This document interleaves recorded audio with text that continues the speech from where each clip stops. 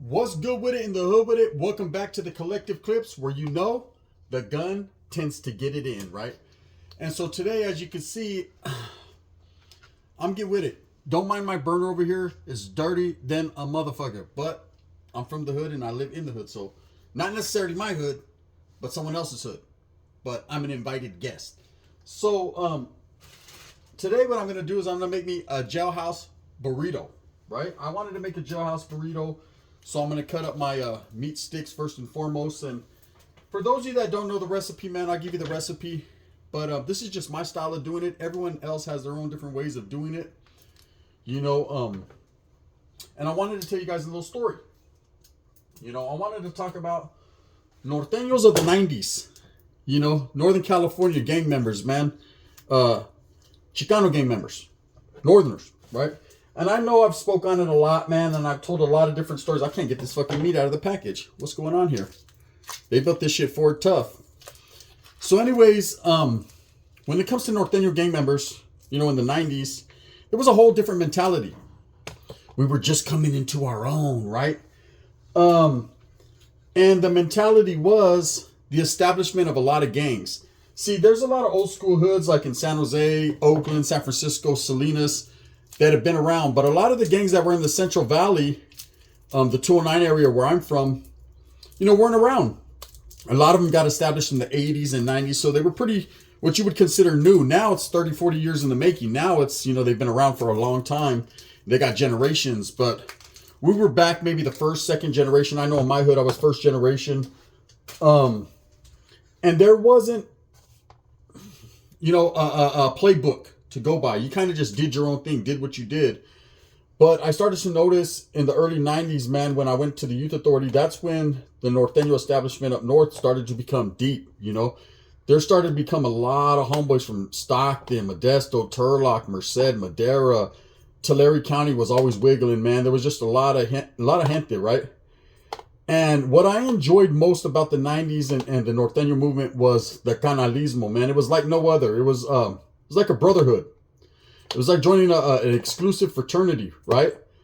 And everybody back then, it wasn't about, you know, trying to expose people or trying to pick through the bullshit of what people had going on. It was more embracement and the building of numbers and the building of, you know, respect.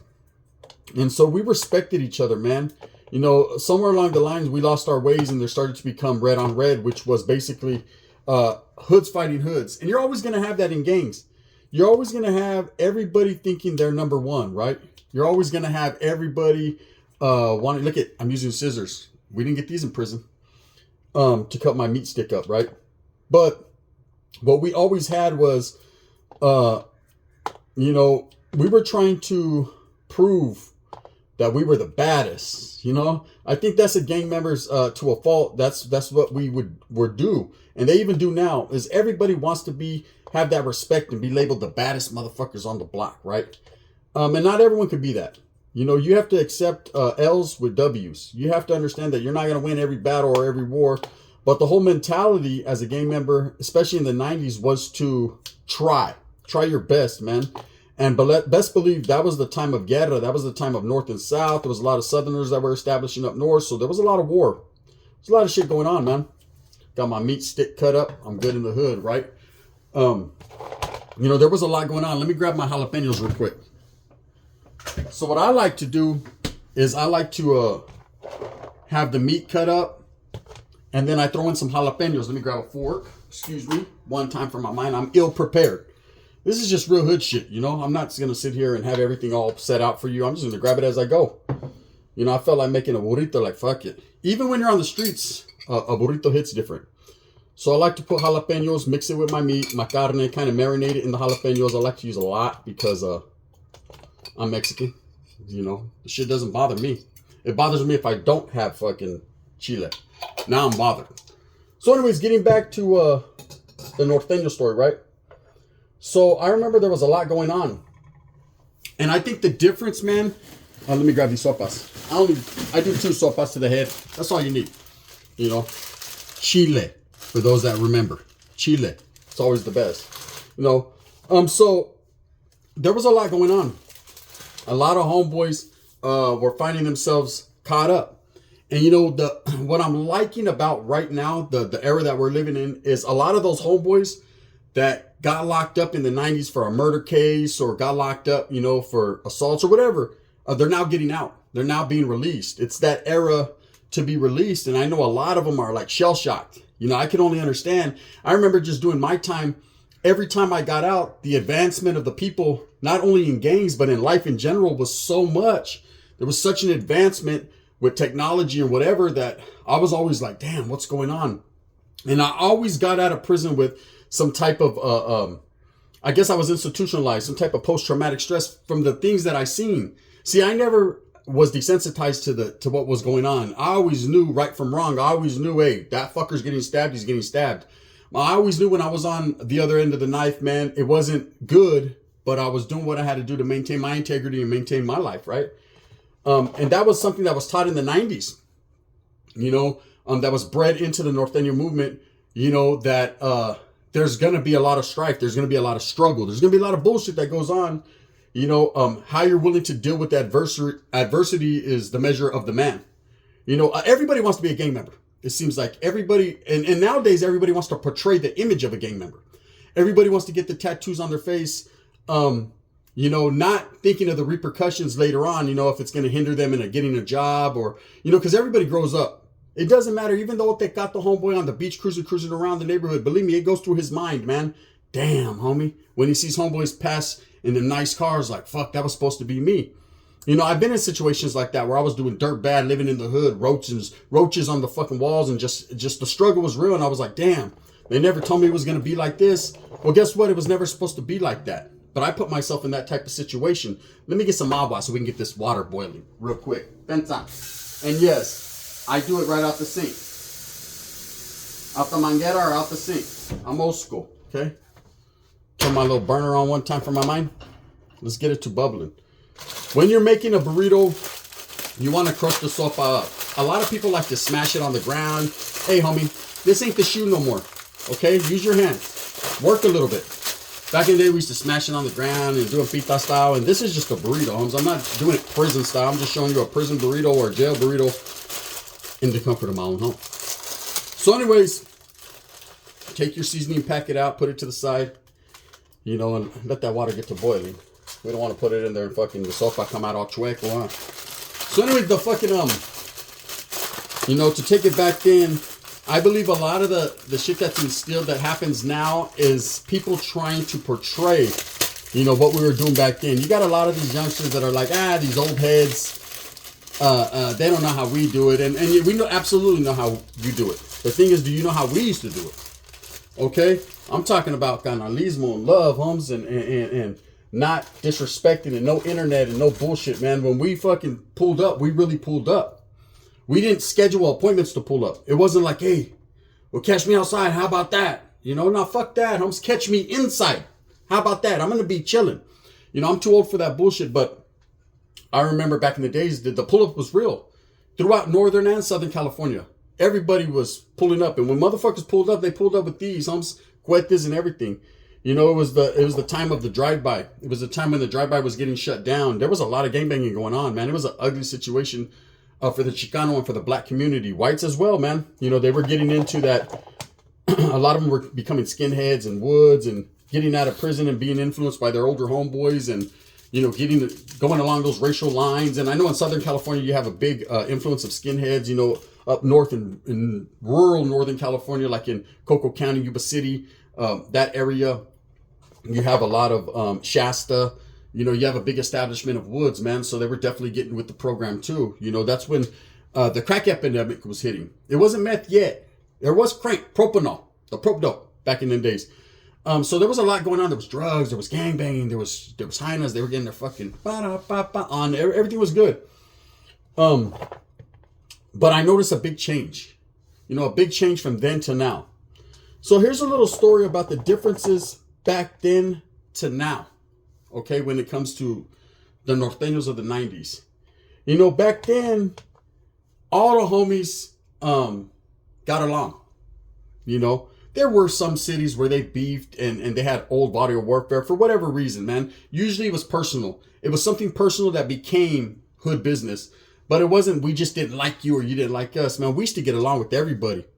We used to be cool. The only ones we didn't fuck with tough, and in my hood was, of course, Southsiders, Sureños, or anyone who posed a threat, anyone who wanted that smoke. We were willing to give it to anybody. Let me pour the soap in here real quick. Let's get that soap cracking. And that's what that was. But we definitely didn't go looking for bullshit. I remember in about the 2000s when people started really hunting and looking for adversaries, and I had homeboys that did some things like that, but it wasn't necessarily as an everyday thing, man. We were more into the partying, the kicking back, the trying to come up. The bag chasing has been happening throughout time. Everyone's always tried to chase a bag, man. You can't do nothing funny without a little bit of money, right? You ain't getting no BI without some TI money. So that's just how it is. So anyways, I think the differences between the Norteños of the 90s compared to what they are now is philosophies. Now everyone's trying to play gangster, or now, there are some real ones. Don't get it twisted. These youngsters they're treacherous. They're vicious. But there's a lot more people that have made the gangs and gang style, what do you call it? I guess fucking mainstream. They made it mainstream. When in your lifetime did you ever think you'll see Snoop Dogg walking at the Super Bowl? Never, man. I remember when I ran into Crips, man, the Crippin' was real. That's why I like C-Mac. He reminds me of the Crips that I functioned with or that I did time with in the Youth Authority, people like Baby Snaps from Legend Crip, rest in peace. Tiny Solo from A-Tray Gangster, rest in peace. Tiny Madman from 60s. Spider from Backstreet Watts. And even Bloods, man, like Smiley Roo from Neighborhood Pyru. Cass Jones, old Pyru from 2Ps with a B, right? I definitely did time with a lot of different Africanos, and they carried themselves different. Everything was CK or BK or however they did it. They had a different language. It was a trip, and then there was cats from the Bay Area, and the Norteño movement, we didn't really trip off the Africanos. The blacks. It was more a lot of love and respect because we grew up around each other, and it was just a different mentality back then. Everybody was just trying to get a bitch and win. And that's it. Facts. So anyways, I remember a homeboy. I have one homeboy, right? This vato, I call him Marty McFly. And the reason I call him that is Great Scots. This vato is stuck in the 90s for I like the 90s. 90s R&B, 90s hip hop, man, ain't nothing like it, right? I guess that's the generation I grew up in, so it's always going to have a sentimental place in my heart. But at the end of the day, man, I understand that time progresses, things change, man. I have to adapt. My adaptability game is strong, so I have to adapt to what's going on. But this homeboy, man, it shan't never happen, right? He was stuck in the fucking 90s. I'm talking about the vato that I walked down the street with the red paño, suspenders, fucking clean ass he's wearing Cavaricis, Holmes, clean ass shirt. And I'm talking about this in the 2000s, right? Brim hat and everything. And then when you open his shirt, he has a New Kids on the Block t-shirt. He's stuck in the 80s and 90s, late 80s, early 90s. They about those real, he was on some weird shit. But let me tell you about his demise and what happened to him. So he ran into some kids, right? Youngsters in the 2000s. And this is back when that song, Andele, andele, mama, iya, iya, when Nelly was popping, man. Everybody was stomping in their Air Force Ones, right? And the homeboy wasn't really into that shit. He was back on some nothing but a G thing, on some regulators, mount up shit.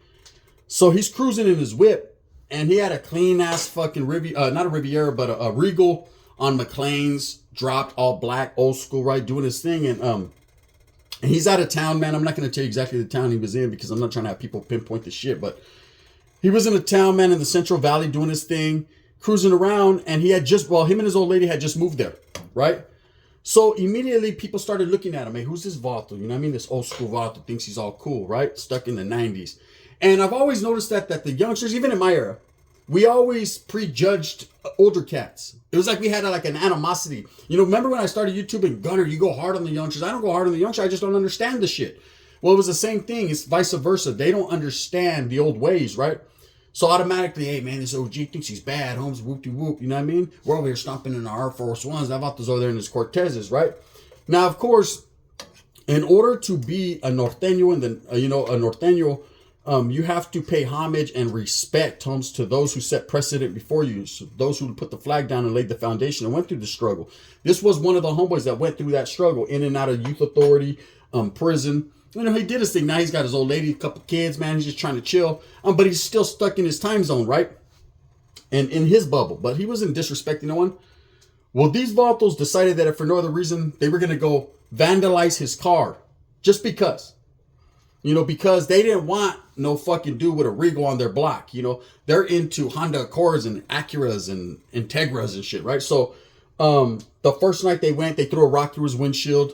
And I remember the homeboy calling some of the homeboys like, "Hey, bro, these fools are on some wild shit out here." And that was that. Let me drain this water out of the sopa. And you got to drain all that water to get with the program. Ooh, wait. It's about to go downtown. I'll show you guys the finished product when it's done. So anyways, the homeboy was like, fuck it, man. They did that. They came back about a week later. Spencer, I'm burning my sopa. They came back about a week later, and they poured paint remover all over his car. He had a nice little black paint job. It wasn't all that, but I mean, it was clean, right? Glossy gloss. They poured paint fucking remover on his shit. The homeboy was tripping, right? So he waited out there in the cuts one night, and these youngsters came by, and I guess these were little youngsters, little young Northerners, man. Here's the cool part: no respect for the OG, man, who really wasn't an OG at the time. He was just maybe 5-6 years older than them, but you know, coming from a different era, you know, they considered him that. And you know, he used to see these same youngsters. He'd walk down the street to the store to get his fraus, his pisto, and they'd be like, "Hey, what's up, OG? What's up, OG?" Meanwhile, there was some type of animosity in their heart for this OG, and not because he was from a different city. And, you know, and these are the fucked up things, you know, what the gang mentality is. Everybody thinks they're better than everybody or badder than everybody. And that's what these kids thought. Let me tell you about these kids, right? And I say kids, but they weren't children. They were over 18. They came back to his house, man. And I guess this time they thought that they were going to just fucking just destroy his car, pop his tires, do all that. And he shot both of them, right? He shot both of them. And my homeboy's doing life without the possibility of parole right now. To this day. And it was all over hatred and envy.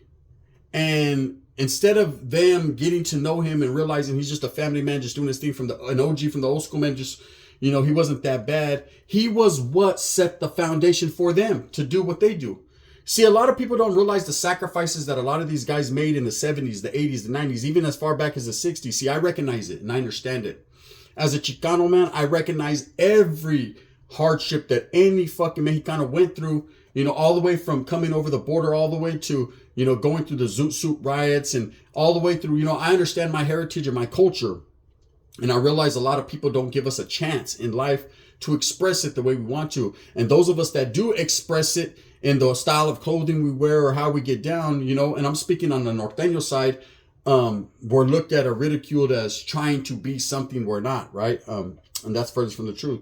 Anyways, the Norteños of the 90s, you know, played by different rules, different reglas, homes. It was very much so gang related, and you cared about the way you looked to the masses and the respect that you earned, rather than just automatically thinking that you have that respect. So anyways, this is how it's going to go down. I'm going to put my fucking sopa together. You're going to see what my burrito looks like hereafter. And it was just something I just wanted to talk, man, and speak on, you know, Norteños of the 90s. Every city in Northern California had them. Every city in Northern California was with the activities. Were they all the same? Did we all have the same mentality, same ways of thinking? Absolutely not, man. I remember the Vatos of Tulare County, man, kept that estilo smooth. They were always old school, low riders, Band Davises. Whereas in the Bay Area, there was more urban influence and wiggle, what's up, blood, and all that N-word was used. In the Valley, the Central Valley, we had our own estilo too. Our estilo was more, you know, traditional as far as, you know, sports hats, sport teams. We did Ben Davis with 501s, things of that nature, white tees. I guess everyone had their own little ways of doing it. If I could transport back in time, I would love to, you know, go on the block and see what was going on. Sometimes I miss it. I ain't gonna lie. I miss the love, the homies, you know, the carne asada, what we used to do. But I wouldn't want to kick it with the homies now. See, now I don't understand the bullshit. Now it's not for me, you know, but back then it was. So with that being said, man, there's just something I want to speak on. Norteños of the 90s. Put together my burrito. I'll show you guys at the end what it's all about. And that's what it is, man. This is the gun. Bang, bang. Bam. So we're going to see how it came out. The burrito is done. Ooh wee. Let's just see what it's all about. Old school. Old school shit. Oh my goodness. Oh my goodness gracious. I said, what? Take this paper out of my mouth before I choke and die right here on YouTube. A lot of people get a kick out of that one, huh? And that's what the burrito looks like. You see? Woo. And I'm going to take a taste tester. Louisiana hot sauce. You got to have Louisiana. Tapatio's good and Tabasco and all that, but nah. Oh, hell nah. Prison style. I'll take one bite for you guys. See what it's all about.